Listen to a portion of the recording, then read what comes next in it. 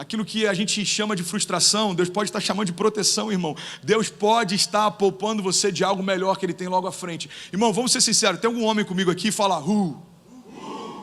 Tem que treinar melhor isso aqui, galera. Eu vou beber uma água e dar uma chance, respira aí.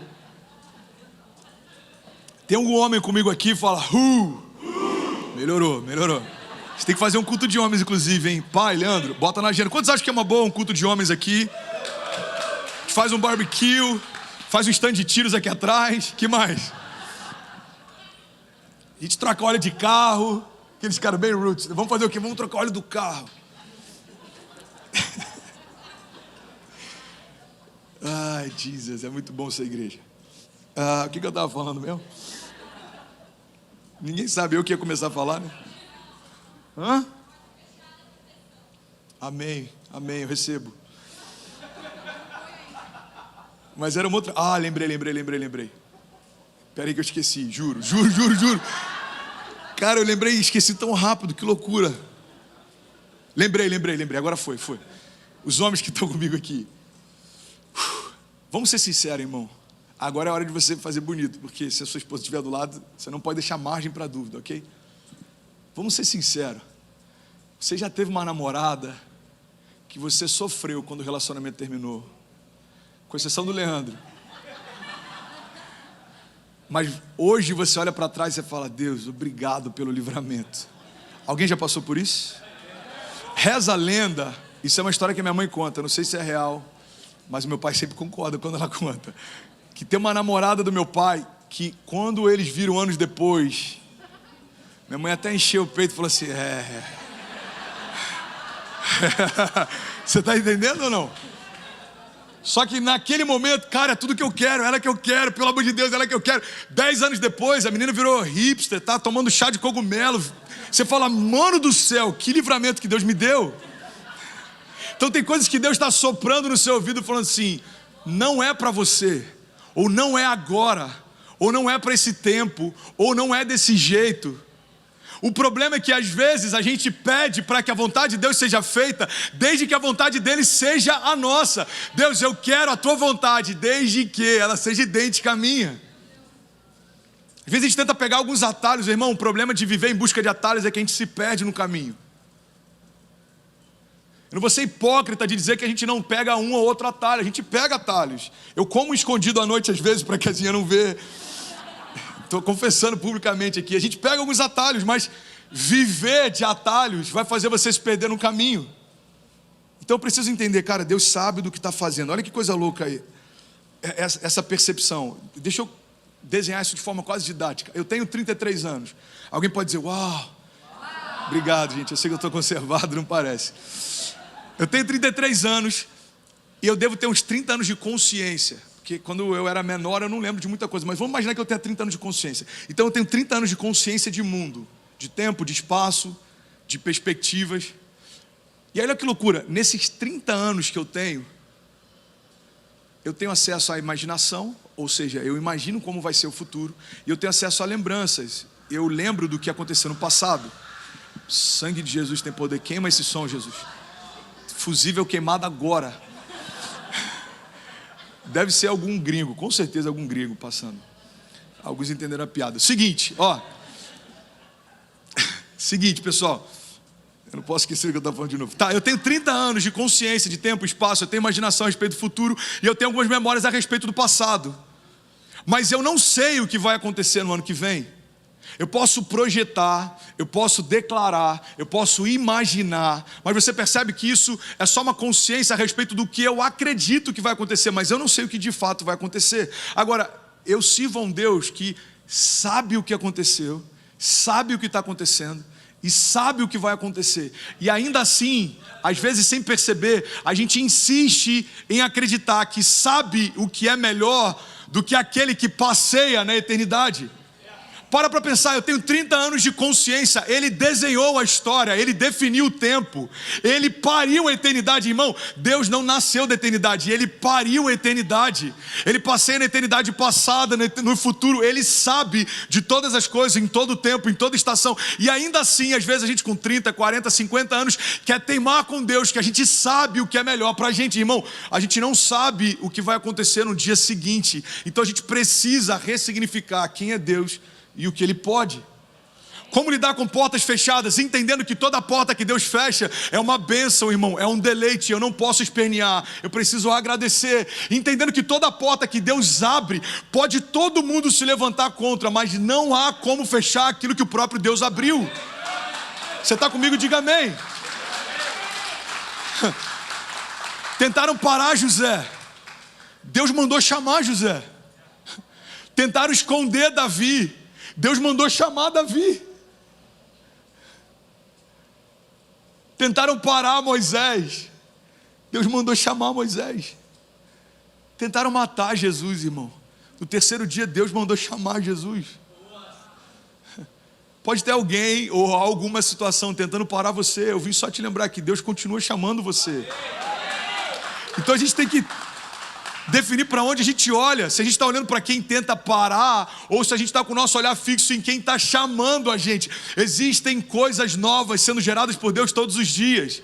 Veja, eu estou fazendo uma coisa nova, diz o Senhor. Vocês não percebem? Gerando fontes em meio a desertos, gerando provisão em meio à falta, gerando luz em meio à escuridão, gerando cura em meio à doença, gerando vida em meio à morte. Isso é quem Ele é, irmão. Não é o que Ele faz, é quem Ele é.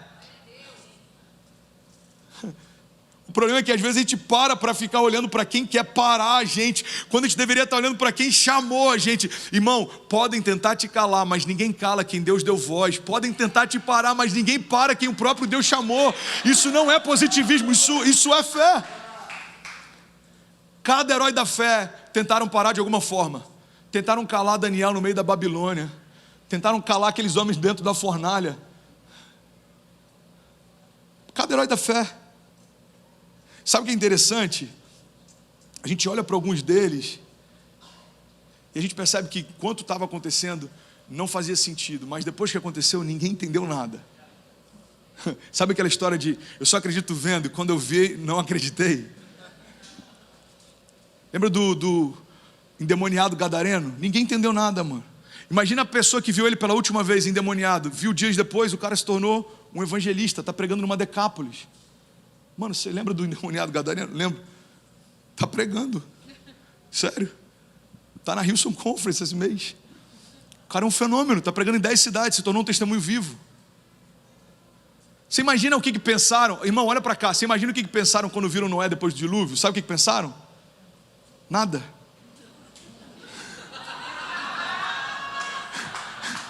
Ninguém estava lá. Deixa eu clarificar aqui, ó.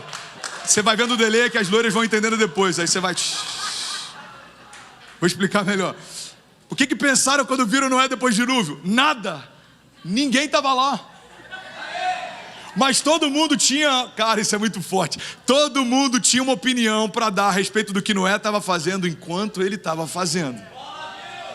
Mas ninguém tinha uma opinião mais para dar em relação ao que Noé fez depois que Deus começou a fazer.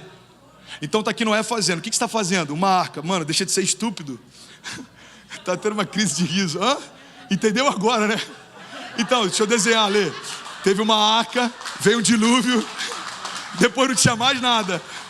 Então quem dava opinião antes do dilúvio não tinha opinião depois do dilúvio. Por quê? Porque acabou a história.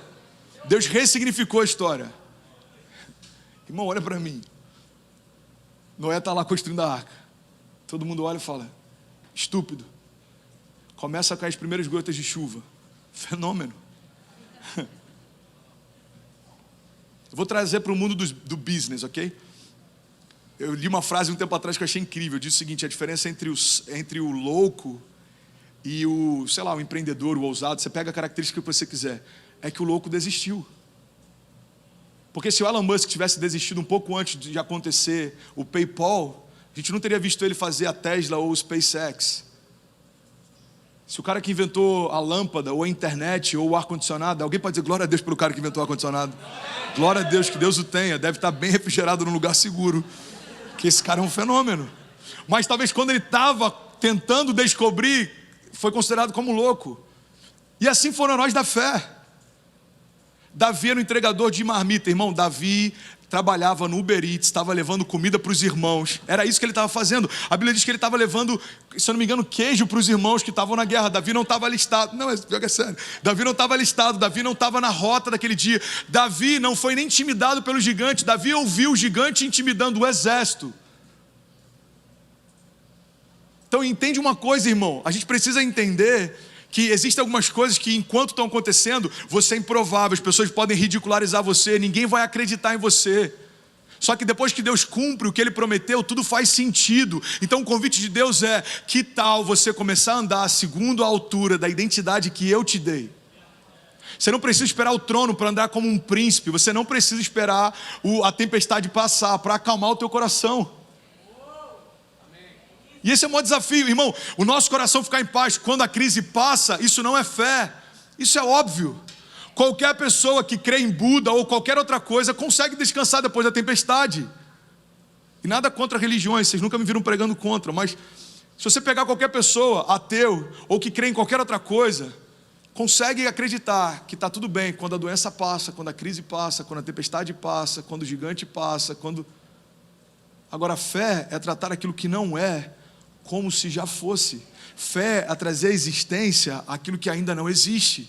Você está comigo? Diga amém. Toda porta que Deus fecha, irmão, a gente tem que ter esse entendimento. É uma promessa que se abre. E aí, tudo bem? Você acabou agora de assistir um vídeo. Se você ainda não está inscrito, já se inscreve também no nosso canal, ativa esse sininho aqui embaixo de notificação e toda vez que eu fizer uma live ou estiver transmitindo uma mensagem ao vivo, você vai ser um dos primeiros a saber.